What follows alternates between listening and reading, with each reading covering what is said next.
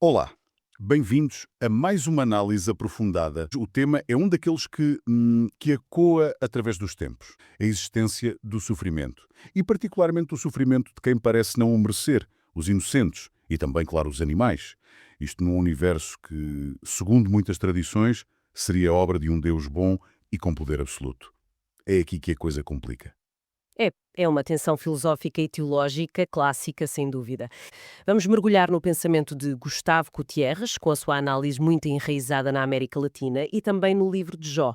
Depois tocamos em formulações filosóficas mais clássicas, como o paradoxo de Epicuro, e consideramos perspectivas do catecismo e até, olha, debates bem atuais sobre a questão específica do sofrimento animal. Exatamente. Portanto, um leque variado. E a nossa missão aqui não é, nem poderia ser, encontrar a resposta final para um mistério tão profundo como este. O que pretendemos é mais mapear o território, digamos assim. Identificar as diferentes abordagens, os argumentos, as críticas e perceber como é que esta questão complexa tem sido enfrentada. Ok, vamos então começar a desembrulhar isto. Sim.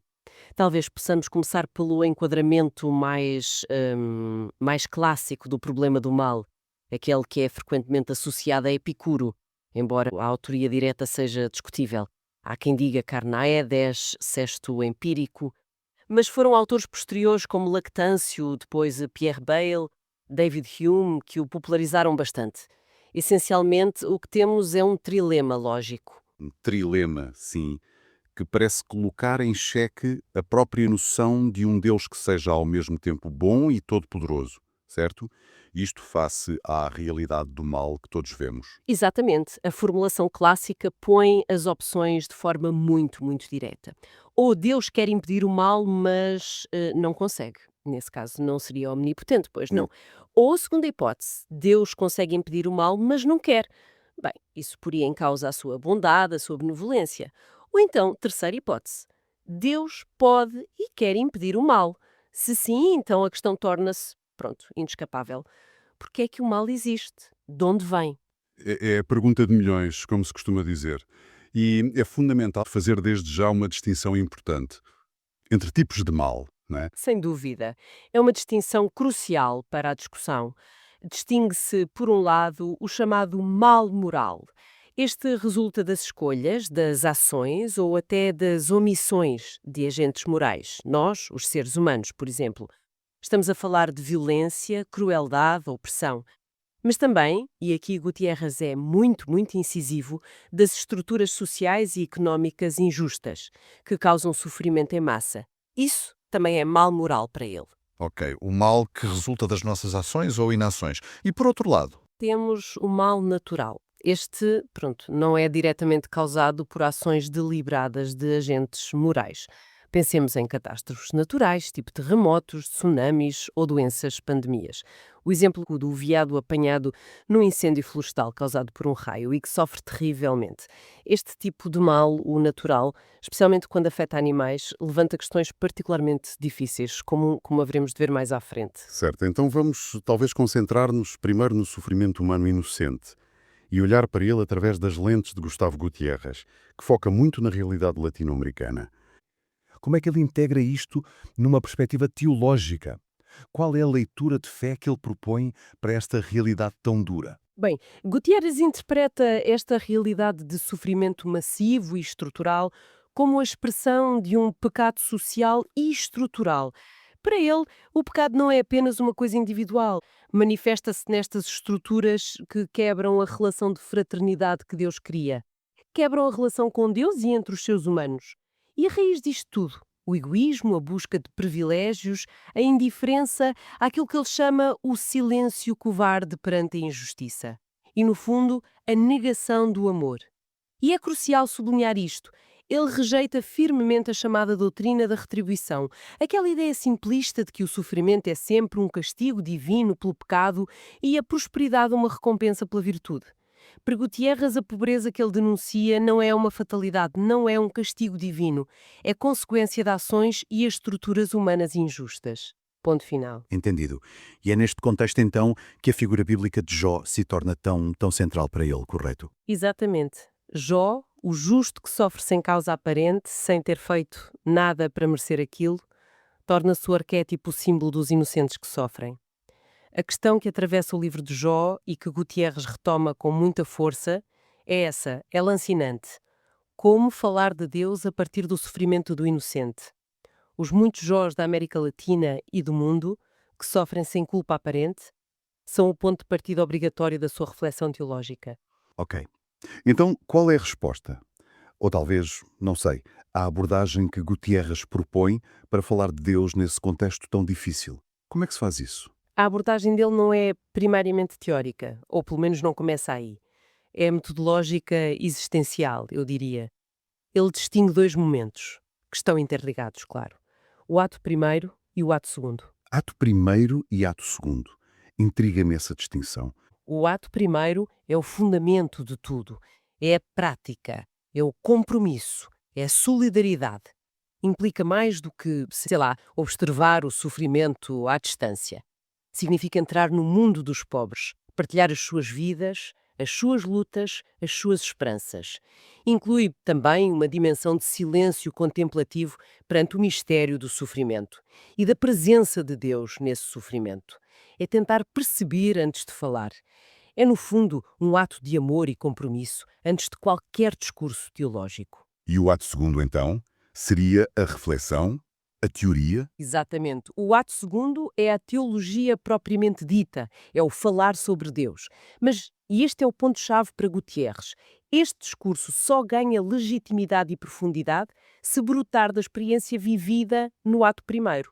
Uma teologia que não nasce da contemplação e do compromisso com os que sofrem corre o risco de ser abstrata, ideológica ou simplesmente irrelevante face à dor real das pessoas. Ficouca. Faz todo o sentido. Uma teologia com os pés bem assentes na terra, ou talvez no sofrimento da terra. E dentro dessa teologia que emerge da prática, que ideias-chave é que se destacam na resposta de Gutierrez ao sofrimento inocente? No pensamento dele. Talvez o mais central seja a gratuidade. Gutierrez insiste que o amor de Deus é fundamentalmente gratuito. É um dom. Não é merecido, não é conquistado por obras ou méritos. Deus não ama os pobres porque eles sejam, sei lá, intrinsecamente melhores ou mais virtuosos. Ama-os por causa da sua própria bondade, que é transbordante e gratuita. E é dentro desta lógica da gratuidade que a luta pela justiça, que para ele é uma exigência, não é uma opção, encontra o seu significado último. Isto contrasta radicalmente com qualquer mentalidade de troca ou de retribuição, do género faço isto para Deus me dar aquilo. E como é que essa gratuidade de Deus se torna visível? Ou como é que se traduz na prática, na vida da igreja, das pessoas? Manifesta-se de forma privilegiada naquilo a que a teologia da libertação chamou a opção preferencial pelos pobres. Para Gutierrez, isto não é uma escolha meramente sociológica ou política, é teológica. É reconhecer que Deus tem um amor especial pelos marginalizados e que se identifica com eles. Jesus disse isso várias vezes. Fazer esta opção implica uma conversão pessoal e também da Igreja enquanto instituição, implica sair do próprio mundo para entrar no mundo dos pobres, como ele diz, aprender a ver Cristo nos seus rostos sofredores. Atenção, não se trata de amar os pobres contra os outros, mas de reconhecer a presença particular de Deus entre eles e tomar o seu partido na luta por dignidade e justiça. Entendo. É uma opção por causa de Deus que está ali de forma especial? A questão que salta logo à vista é esta. Se Deus, como Gutierrez sugere, tem assim uma afinidade especial, uma preferência pelos pobres, então por que é que alguém nessa situação havia de querer deixar de o ser? Exato, parece contraintuitivo à primeira vista. Pois, se a pobreza aproxima de Deus, não seria mais lógico, sei lá, talvez até procurá-la para fortalecer essa ligação? Parece que não bate certo, não é? Queremos entender o que significa realmente esta opção preferencial. Sim. E como é que ela se liga com as realidades tão duras do sofrimento, da injustiça? O que é que isto quer dizer na prática? Exatamente. Ponto absolutamente fundamental e que responde logo a essa interrogação inicial é que ela parte de uma premissa errada. É um erro pensar que Gutierrez alguma vez sugere que a pobreza material em si seja uma virtude, Ah, ok. ou um estado assim indesejável que dá automaticamente um estatuto espiritual superior. Isso não. Certo. A perspectiva dele é radicalmente diferente. Deus mostra uma proximidade especial, sim, uma solidariedade ativa com os pobres e os que sofrem. Mas não porque a condição de pobreza seja boa em si. É porque eles são, na esmagadora maioria das vezes, vítimas. Vítimas de injustiça, de exclusão, de negação da sua dignidade. A preferência é pelos injustiçados. Estou a perceber. Quer dizer, a preferência não é pela condição, pela pobreza em si mesma, mas pela pessoa que está a sofrer uma injustiça, Exatamente. que muitas vezes se manifesta como pobreza material, claro. Precisamente. Então, a ideia de alguém escolher ser pobre para agradar a Deus seria, nesse caso, uma distorção completa? Quase o oposto? Completamente. Seria mesmo uma deturpação profunda. A ideia de que o sofrimento possa ser um castigo divino ou, pelo contrário, uma espécie de bilhete dourado para o céu. Nada disso.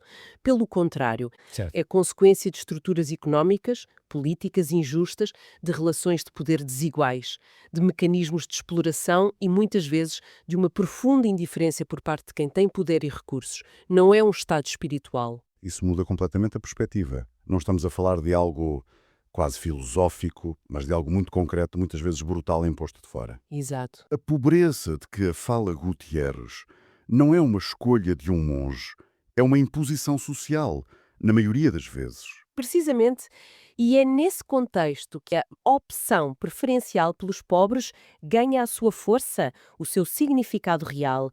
Não se trata de Deus gostar mais dos pobres do que dos ricos, como se fosse uma contabilidade de afetos. Claro. Significa, isso sim, que a ação libertadora de Deus na história, a sua presença que transforma, ela prioritariamente ali onde a vida está mais ameaçada, onde a dignidade humana é negada sistematicamente, onde as estruturas sociais falham.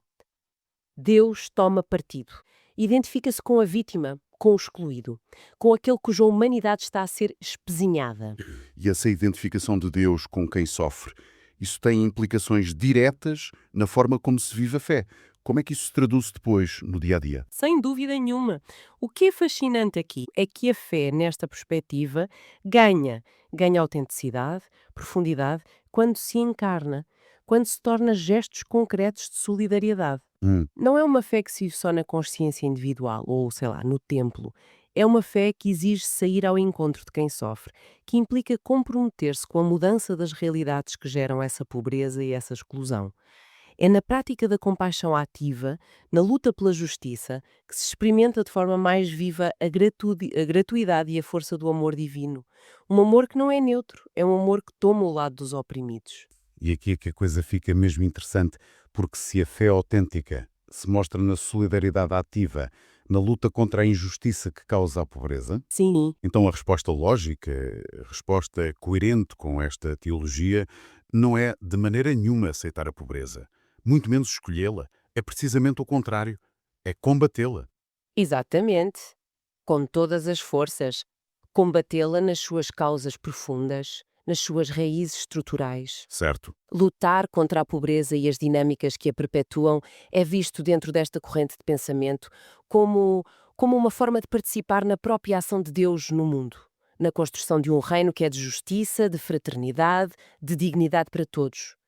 Escolher a pobreza, neste contexto, seria um contrassenso teológico e ético. Seria quase como pactuar com as forças que a geram.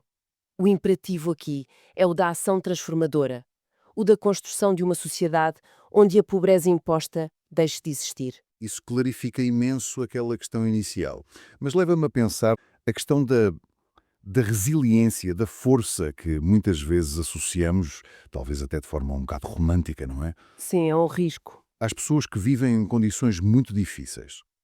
Haverá aqui uma ideia de que o sofrimento, apesar de tudo, dá uma espécie de força moral ou espiritual especial? É por aí? Essa é uma questão muito delicada e importante. É crucial evitar qualquer romantização do sofrimento.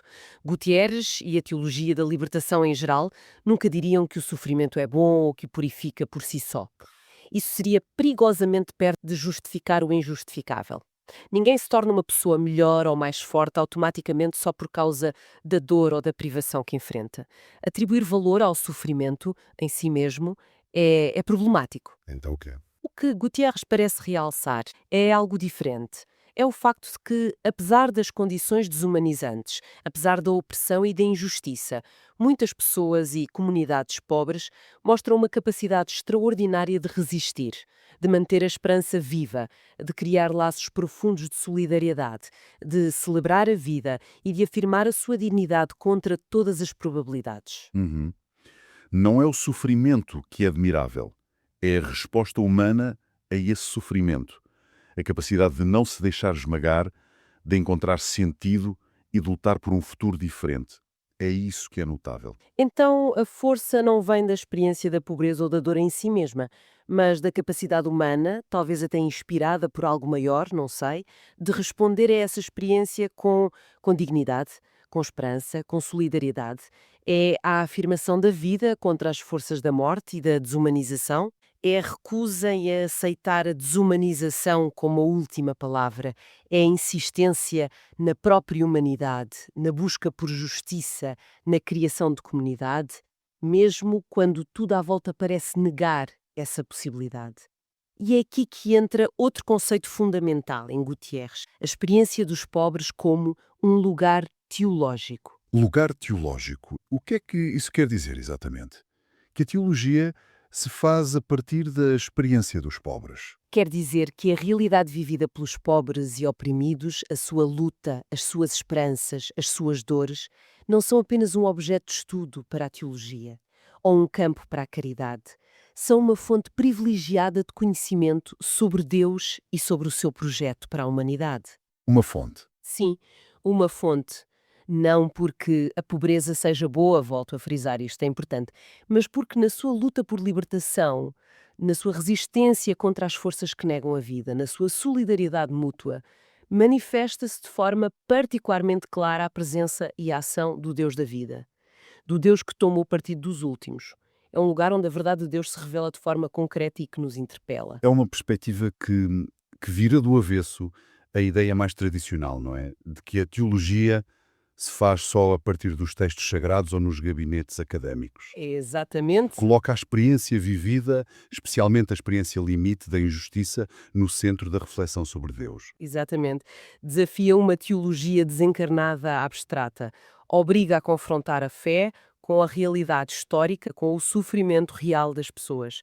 Para Gutierrez, a fé que não se traduz num compromisso com a justiça e com a libertação dos oprimidos corre o risco de ser uma fé alienada, ou pior, uma fé que serve para justificar a ordem estabelecida, por mais injusta que ela seja. Hum. O lugar teológico dos pobres é um convite constante à conversão, à mudança de perspectiva, a olhar o mundo a partir da ótica das vítimas. Isto ajuda mesmo a perceber a profundidade e, eu diria até, a radicalidade da proposta. Não é só uma questão de caridade ou de assistência social. É uma reinterpretação fundamental da própria fé e da ação de Deus no mundo. É uma teologia que nasce de o grito dos pobres por justiça e que tenta articular esse grito à luz da fé no Deus libertador revelado na Bíblia, particularmente no Êxodo e na figura de Jesus Cristo, que se identificou preferencialmente com os marginalizados do seu tempo.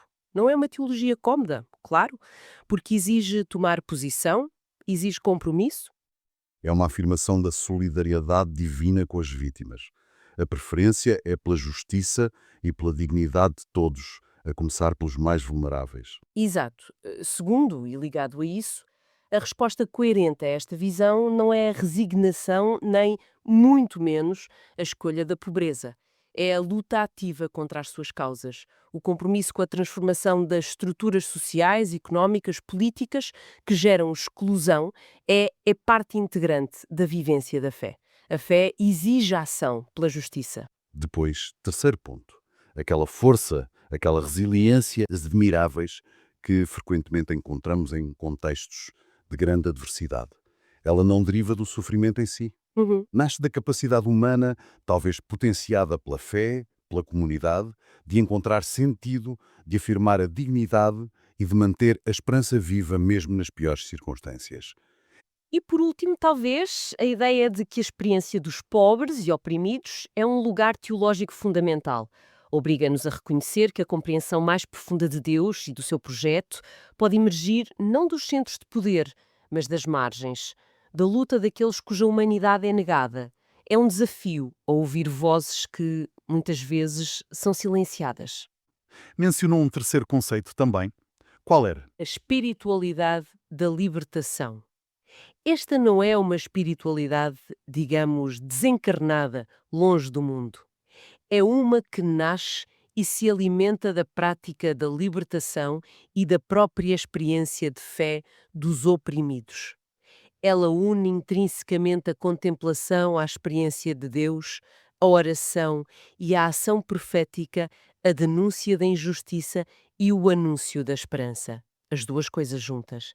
E implica também cultivar a infância espiritual, uma atitude de humildade, de dependência de Deus, de reconhecimento de que precisamos da sua graça gratuita para viver e para lutar. Uma visão muito poderosa, sem dúvida. Enraiza a resposta ao sofrimento na prática da justiça e na experiência de um Deus que é solidário. Mas, como já sinalizámos antes, também nos confrontam com outro desafio bem específico, o do sofrimento animal. A análise de Gutierrez centra-se muito nos inocentes humanos. Mas e os animais? Eles não cometem pecado moral, não têm culpa. E a ideia de que crescem ou se aperfeiçoam através do sofrimento parece muito difícil de aplicar a eles, da mesma forma que por vezes se argumenta para humanos. Então, como justificar a dor deles? Aí a coisa parece ainda mais complicada. E é mesmo. Aqui a conversa entra num terreno filosófico e teológico ainda mais espinhoso e técnico. E temos um leque muito variado de tentativas de resposta. Algumas são teodiceias, que tentam mesmo justificar as ações de Deus face ao mal. Outras são mais modestas, são defesas, que tentam apenas mostrar que a existência de Deus não é logicamente incompatível com o mal que existe. Talvez o sofrimento animal sirva para o nosso crescimento moral humano. Nós aprendermos a ser compassivos, etc. Chama-se por vezes a soul-making theodicy, aplicada aos animais. Contudo, levanta objeções imediatas e fortes. Será que o sofrimento animal é mesmo necessário para o nosso desenvolvimento moral? Um Deus omnipotente não poderia ter concebido animais incapazes de sentir dor? Ou usar outros meios, sei lá, menos cruéis para nos educar moralmente? E depois há a questão histórica. Como explicar os milhões e milhões de anos de sofrimento animal antes sequer de existirem humanos para beneficiar moralmente dele? Questões como a da indústria pecuária intensiva hoje em dia também complicam muito esta justificação, não é? Parece difícil dizer que esse sofrimento serve para nos tornar melhores pessoas. Pois, outra sugestão, talvez os animais não sofram da mesma forma que nós, ou com a mesma intensidade consciente. Será que isso resolve? Tenta-se argumentar que a experiência subjetiva deles é diferente. No entanto, a ciência moderna, a etologia, a neurociência, tendem a indicar que muitos animais, especialmente os vertebrados, possuem sistemas nervosos complexos que lhes permitem sentir dor e sofrimento de forma bastante significativa. Argumentar que o sofrimento deles é menor ou diferente pode ser visto como uma tentativa de minimizar o problema teológico à força, mais do que uma conclusão baseada em evidência sólida. Parece uma justificação um bocadinho ad hoc, feita à medida para safar a questão. Uhum. Também a defesa do livre-arbítrio. Normalmente usa-se para o mal moral humano, mas parece que alguns filósofos a estenderam. Como é que isso funciona para o mal natural ou animal? Sim, o filósofo Alvin Plantinga, por exemplo, na sua famosa defesa contra o problema lógico do mal, a ideia de que Deus e o mal são contraditórios, sugeriu uma possibilidade. Ele disse que o mal natural, que incluiria o sofrimento animal, não causado por humanos, como o do veado no incêndio, poderia hipoteticamente ser atribuído à ação de agentes livres não humanos poderosos, ou seja, anjos caídos, demónios, que teriam livre-arbítrio e usariam para causar o caos na criação. É uma hipótese para mostrar que não há contradição lógica estrita entre Deus e o mal natural. Não quer dizer que ele acredite que foi mesmo assim, mas que é logicamente possível. Ok, percebo a lógica da defesa. Mas essa hipótese não é muito consensual, imagino eu. Soa um bocado rebuscada. De todo o consensual não é, não. Filósofos como Richard Swinburne, por exemplo, criticam-na por ser metafisicamente muito cara, muito dispendiosa. Quer dizer, introduz entidades, demónios a causar terremotos ou doenças em animais para as quais não temos qualquer evidência independente, apenas para resolver um problema teológico específico. Parece a muitos uma solução puramente especulativa, quase uma fantasia para tapar um buraco no argumento. Certo.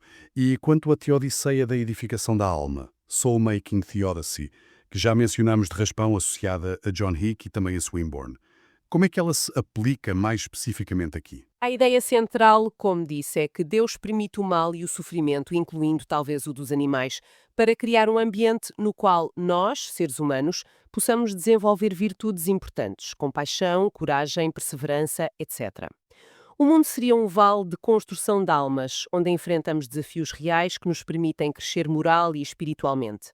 O sofrimento animal, nesta visão, faria parte desse ambiente desafiador, seria parte do cenário necessário para o nosso desenvolvimento. Esta parece ser uma das abordagens mais controversas do ponto de vista ético, que me chocou um bocadinho. Sem dúvida, levanta críticas muito fortes, especialmente da corrente da anti-teodiceia, com filósofos como Marilyn McCourt Adams. A principal objeção é que esta visão parece instrumentalizar brutalmente os animais. Trata-os como meros meios descartáveis para o aperfeiçoamento humano, como ferramentas pedagógicas, viola a dignidade que muitos acreditam que os animais sencientes possuem em si mesmos. Usar o sofrimento atroz de um animal, por vezes horrível, como um material pedagógico para humanos é visto por muitos como moralmente repugnante, especialmente quando se trata daqueles males horrendos, sofrimentos tão extremos, tão esmagadores, que parecem aniquilar qualquer bem que deles possa eventualmente advir. Pois, é uma objeção muito forte. Isso leva-nos talvez ao teísmo cético, que parece ter bastante peso nos debates filosóficos atuais. Qual é a ideia central aqui? É desistir de explicar. Não é bem desistir, é mais adotar uma postura de humildade epistémica, de reconhecimento dos nossos limites. O teísmo cético, defendido por filósofos como Stephen Dijkstra, Michael Bergman e também Plantinga em certos contextos, argumenta o seguinte: dada a imensa, abissal diferença cognitiva entre a mente humana finita e uma mente divina que seria omnisciente, nós simplesmente não estamos em posição de afirmar com confiança que os males que nos parecem gratuitos, ou seja, sem qualquer propósito que os justifique, o são realmente. O facto de nós não conseguirmos ver uma razão boa para Deus permitir um certo sofrimento horrível não significa que essa razão não exista nos seus planos, que são infinitamente mais vastos e complexos que a nossa compreensão. Ou seja, é aquela ideia de ausência de evidência não é evidência de ausência. Especialmente quando estamos a lidar com algo potencialmente tão para além da nossa compreensão como os propósitos de um Deus. É isso. Precisamente, eles invocam princípios filosóficos como o Cornea, Condition of Reasonable Epistemic Access. Basicamente, sugere que só podemos inferir validamente que não há uma razão para o mal se tivermos boas razões para acreditar que veríamos essa razão, caso ela existisse. E argumentam que, no caso de Deus e dos seus propósitos últimos, essa condição não se verifica. Nós somos como uma criança a tentar perceber a estratégia de um mestre de xadrez, simplesmente não temos capacidade para isso. Parece fazer sentido essa humildade, mas esta abordagem também tem os seus problemas, certo? Não os ouve tudo, imagino. Certamente que tem. Uma crítica frequente é que pode levar a uma espécie de paralisia moral ou a um ceticismo moral excessivo. Se eu não posso confiar nos meus juízos sobre o que é um mal aparentemente injustificado, como é que eu posso saber quando devo intervir para o combater? O exemplo clássico é o da criança a afogar-se. Se eu admito que Deus pode ter uma razão insondável e boa para permitir aquilo, isso não afeta a minha obrigação moral de a salvar imediatamente. Os teístas céticos tentam responder a isto, dizendo que devemos agir com base nas razões morais que conseguimos discernir. Outra crítica é que um ceticismo tão profundo sobre os propósitos de Deus pode acabar por minar a própria base da fé ou outros argumentos a favor da existência de Deus que dependem da nossa capacidade de discernir alguma bondade e racionalidade divina no mundo que observamos. Se tudo é mistério, como podemos afirmar alguma coisa sobre Deus? É complicado, sim. E por fim, uma ideia mais, não sei, futurista talvez, do filósofo Tom Dougherty. Uma solução que olha para o fim dos tempos. Sim, a chamada solução escatológica para o sofrimento animal. É uma proposta interessante. Dougherty explora a possibilidade de que certos animais possam ser ressuscitados e elevados a um estatuto superior no futuro. Ele usa até a metáfora dos animais falantes de Nárnia, do C.S. Lewis, para ilustrar. Tornar-se-ão seres racionais, capazes de compreender o plano geral de Deus e, nessa condição futura, poderiam retroativamente dar consentimento ou encontrar valor no sofrimento que suportaram nesta vida, à luz do bem maior e eterno que receberão. O sofrimento seria redimido, por assim dizer. Uma proposta intrigante, sem dúvida. Desloca a justificação para um estado futuro e transformado. Uma espécie de compensação final. Exato. Tenta oferecer uma resposta que, por um lado, respeite a realidade dura do sofrimento animal presente, mas que o recontextualize numa perspectiva mais ampla e, em última análise, redentora. Claro que, como todas as outras, também esta enfrenta os seus próprios desafios filosóficos e teológicos. Não é uma solução simples ou universalmente aceite. É realmente uma tapeçaria complexa de argumentos e contra-argumentos. Impressionante, desde a ênfase de Gutierrez na justiça social, na solidariedade como resposta encarnada ao sofrimento humano, até estas tentativas filosóficas, por vezes muito abstratas, de justificar ou compatibilizar Deus com o mal natural e animal. Tentativas que muitas vezes parecem levantar tantos problemas como aqueles que pretendem resolver. De facto, não emerge um consenso claro longe disso. As abordagens variam imenso. A cruz de Cristo é muitas vezes apresentada como esse ponto focal onde a compaixão de Deus pelo sofrimento do mundo se torna dramaticamente visível, mesmo que não totalmente explicável pela nossa lógica. Ok, vamos recapitular então. Foi um percurso exigente, pela paisagem do sofrimento. Com Gutierrez, exploramos as raízes sociais e estruturais da injustiça que vitima tantos inocentes. Depois, confrontámo-nos com o enigma que é mesmo angustiante do sofrimento animal. Navegamos por um mar de argumentos filosóficos e teológicos, desde a ideia, um bocado estranha, de demónios causadores de terremotos, até à esperança na ressurreição de animais falantes, passando pela difícil questão de saber se podemos sequer confiar nos nossos próprios juízos sobre o que é um mal, gratuito ou sem sentido. Foi intenso. Foi, sim. E talvez para finalizar, isto levante uma questão importante, uma provocação final. Será que esta busca incessante por uma solução intelectual completa, por uma teodiceia que nos satisfaça completamente a nível racional, não nos pode, por vezes, distrair daquela que talvez seja a resposta mais profunda? Na presença compassiva, na ação concreta contra a injustiça onde a encontramos, no dia a dia? E numa confiança última na bondade e na gratuidade divinas, mesmo e talvez especialmente quando as explicações falham e o mistério permanece. Um pensamento desafiador, sem dúvida, para continuarmos a ponderar. Fica no ar. Agradecemos imenso a quem nos acompanhou nesta análise, que foi densa e complexa, reconhecemos. Esperamos que tenha sido uma exploração útil destas questões tão profundas e por vezes tão dolorosas. Até uma próxima oportunidade.